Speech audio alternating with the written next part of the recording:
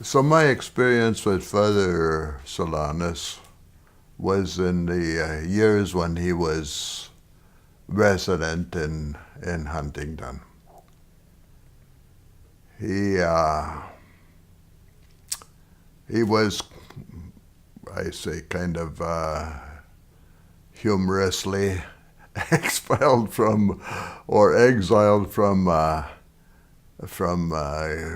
St. Bonaventure's because of the constant calling for him, phones and office at the monastery.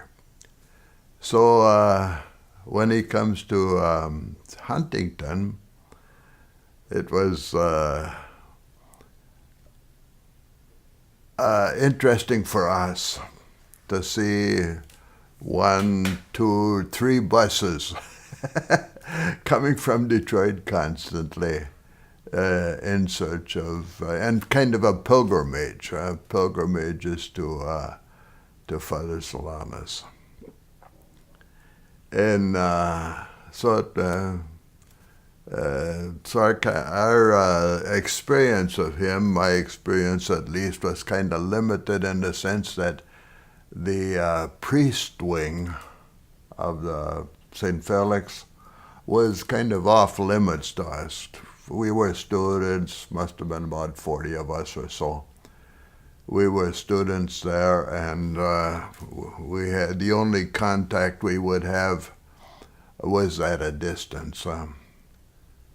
At prayer, at meals, he was up there on the front table with the guardian, the vicar, and the rest of the priests, and we were off to the side, and likewise in chapel.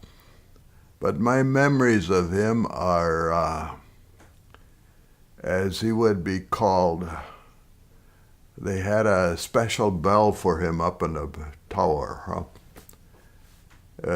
One ring was for the guardian, 2 rings for Solanus.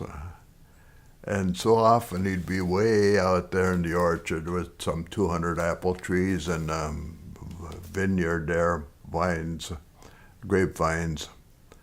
He'd be out there or with the bees and bing, bing up in the tower. And then he'd come running in. He was in his 80s, and yet he'd come kind of running in like this. This was the call of God for him. And that was one of my memories. Another of my memories, see him working on the grapes and out there with the bees. He didn't wear any mask or any kind of protection. He'd have bees all over his arm and stuff like that, you know. And the third memory would be his serene countenance. He was just so peaceful looking all the time. Despite his age, I don't recall him having any wrinkles on his face or something, anything like that. He was kind of totally at peace, you know? And kind of joyful, kind of happy in appearance, constantly happy. And one other thing, he would, that we didn't have a lot of telephones around like now. You just had, I think, 1 in a quarter down there, and perhaps another one in the office, but he'd be called to the telephone, and he'd be down at the end of the quarter, and all you'd hear was, so he's just listening. Seldom did you hear him say anything.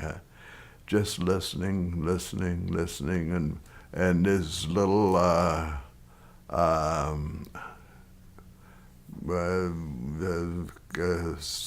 word or two to let them know that he was listening, I think. So let's see, that's about as far as I say, we were separated, clerics on one side, the students on one side, And we didn't associate with priest wing at all. That was the system at the time. And except if we had cleaning in that area, sometimes we're mopping the quarters or something like that. But their recreation and things were separate. Yeah, that was my one biggest lasting impression of him.